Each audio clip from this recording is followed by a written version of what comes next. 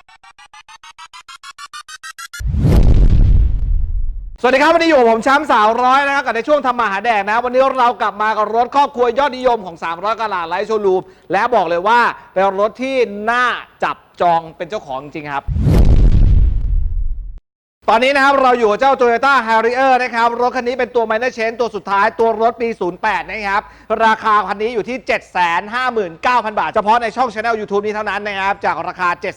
799,000 บาทเราลดไปเลยเหลือ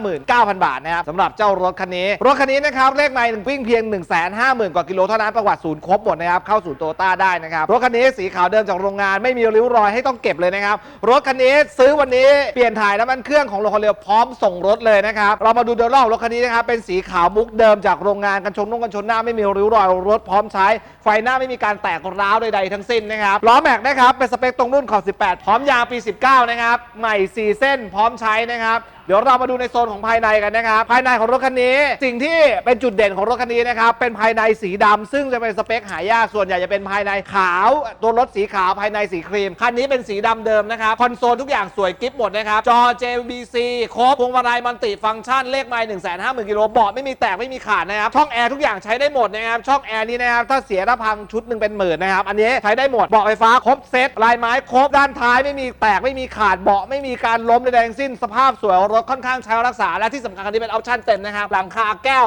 เต็มบานหลังคาสลูปเต็มบานนะครับเดี๋ยวเรามาดูในส่วนของด้านหลังนะครับด้านหลังของรถคันนี้นะครับไฟท้ายทุกอย่างสวยกิ๊บหมดโลโก้ทุกอย่างอยู่ครบหมดนะครับและสิ่งสำคัญของรถคันนี้นะครับฝาท้ายของรถคันนี้เนี่ยไม่เคยมีการแกะประตูก็ไม่มีการแกะนะครับซอกในเดิมรอยเม็ดอาร์คเดิมนะครับแผ่นกันสัมภาระยังอยู่ครบนะครับทุกอย่างอยู่ครบหมดไฟท้ายไม่มีแตกรอยเม็ดอาร์คแมกกาไลท์ทุกอย่างสวยกิ๊บหมดอุปกรณ์ทุกอย่างใช้ได้หมดนะครับสำหรับใครที่หา Harrier อยู่นะครับคันนี้ก็เป็นตัวเลือกที่ดี1ตัวนะครับสำหรับใครที่ดูอยู่คันนี้เป็นออปชั่นฝาท้ายไฟฟ้าด้วยนะครับก็ประมาณนี้เดี๋ยวเราไปดูในโซนของห้องเครื่องกันว่าจะเป็นยังไงบ้างสวยไหมมีรอยเม็ดอาร์คแตกไหมอะไรก็แล้วแต่นะครับเดี๋ยวเราไปดูพร้อมกันครับเรามาดูในส่วนของห้องเครื่องนะครับสิ่งสำคัญของห้องเครื่องนะครับเราจะดูสเปคเราอย่าไปดูเซิร์ชวิกิพีเดียดู Google เอานะครับแต่รถคันนี้เราดูเม็ดอาร์ตต่างๆสวยครบนะครับฝาแก้มไม่เคยการแกะขยับฝาหน้าไม่เคยมีการแกะขยับนะครับเพราะเก็บสีแล้วทำสีแต่ฝาหน้ายังเดิมอยู่รอยเม็ดอาร์ตเดิมแห่งความร้อนเดิมทุกอย่างเดิมหมดนะครับซอกในด้านในเนี่ยรอยเม็ดอาร์คเดิมหมดนะครับไม่มีการตกแต่งใดๆทั้งสิ้นไม่เคยพ่นสีเข้าซอกในใดๆทั้งสิ้น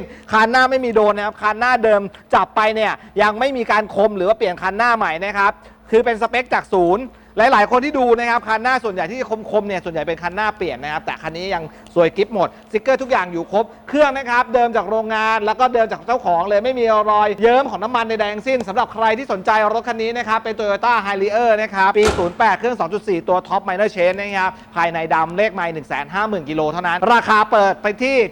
759,000 บาทเฉพาะในช่อง Channel YouTube นี้เท่านั้นจัดไฟแนนซ์ได้ที่ 600,000 ถึง 700,000 บาทอยู่ที่เครดิตของลูกค้านะครับฟรีวารันตีคุณ1 ปี10,000 กิโลเครื่องเกียร์และส่วนควบ ECU ต่างๆพร้อมสไลด์ออนฟรี24 ชั่วโมงนะครับฟรีการโคตติ้งแบบเซรามิกสปาภายในสปาห้องเครื่องนะครับและเรายังการันตีว่ารถคันนี้ไม่มีการชนหนักพลิกคว่ำจมน้ำและตัดต่อและผิดกฎหมายทางเรานั้นยินดีซื้อคืนแต่จำนวนที่คุณซื้อไปแถมค่าเสียเวลาค่าตกใจเพิ่มให้คุณอีก 200,000 บาทจากราคาที่คุณซื้อสำหรับใครที่สนใจสามารถติดต่อด่วน 085-250-4444 ย้ำอีกรอบนะฮะ 085-250-4444 และไลฟ์เชียลของโชว์รูม@310_กาลาดไลฟ์มีแอดด้านหน้าก่อนจากกันวันนี้อย่าลืมกดติดตามกด subscribe แล้วก็กดสั่นกระดิ่งให้กับช่อง Channel YouTube นี้ด้วยอยากจะให้กำลังใจเราง่ายนิดเดียวครับ